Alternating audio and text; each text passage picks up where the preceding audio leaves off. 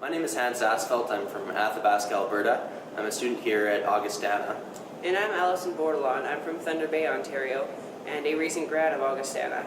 And we are part of the AlbertaVoices team.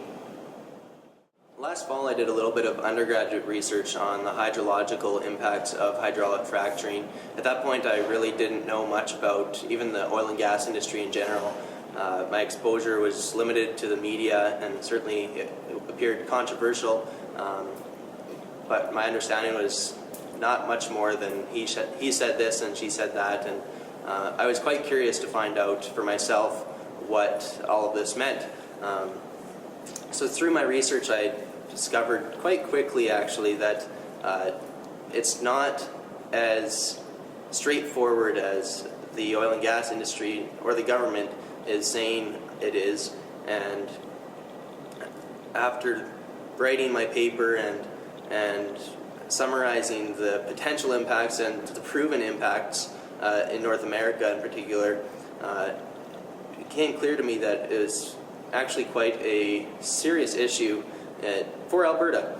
And my work with AlbertaVoices this summer has reinforced the importance of these issues and the fact that there are multiple perspectives that all need to be heard, and that to move forward we're going to need to foster a constructive discussion between each of those parties. Last fall, Pierre and myself created a documentary on hydraulic fracturing. And it was a huge success.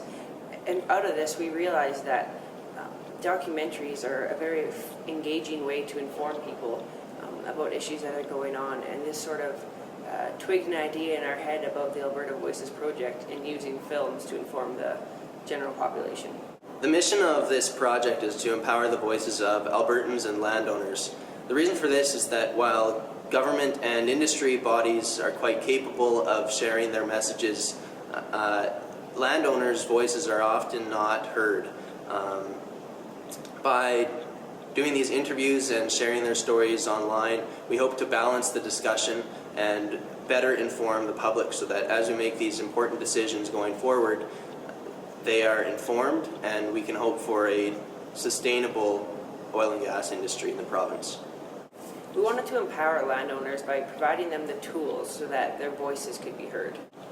On one level, this project is a response to the common claim that there are no documented or proven cases of fracking causing water contamination. The stories we've heard from landowners often consist of anecdotal evidence, but often scientific evidence that has not been recognized, have led us to believe that there are several documented cases of water contamination and other impacts caused by fracking. And AlbertaVoices then is a response to this claim, an attempt to show that in fact there are documented cases, there are proven cases, there is scientific and anecdotal evidence, and we need to consider that in our policy making and in our regulation of the oil and gas industry. It was one thing for me to hear about these stories of how landowners were affected, but when I actually went down to meet these people and see them on their land, it was truly awakening to see these people in the flesh as they're drinking out of bottled water.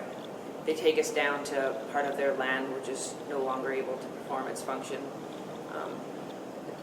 and polluted water troughs. Things like this just really stood out to me, and seeing them in the flesh were just really opened my eyes.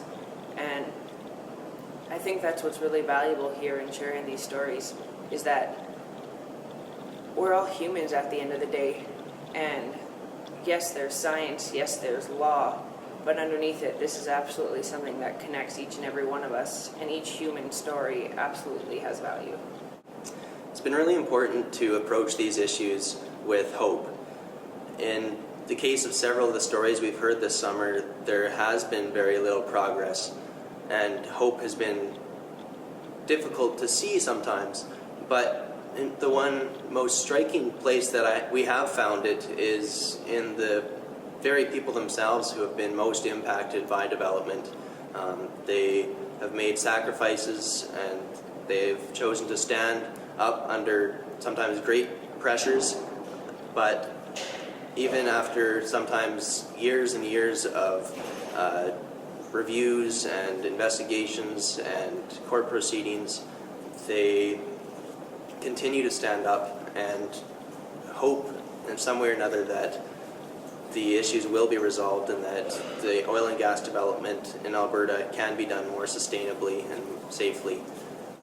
Although it was in the context of struggle, it was absolutely amazing to meet such kind folks as they took us around their land and introduced us into their lives. Although our opening film series has concluded, we by no means are stopping here. Alberta Voices is continuing to work, and in fact, this coming summer we will be expanding the project. We plan to grow the team and continue sharing the stories of Albertans, First Nations, landowners, and in addition, we also plan to do collaborative research, which will be compiled and published into a resource for landowners confronting these issues. We just wanted to say a sincere thank you to all who have supported us throughout the project here, and especially to landowners who had the courage to speak with us and meet with us. It was truly an honor to be able to go to their lands and for them to take us around on their farm or their ranch and their property and to show us a part of their lives.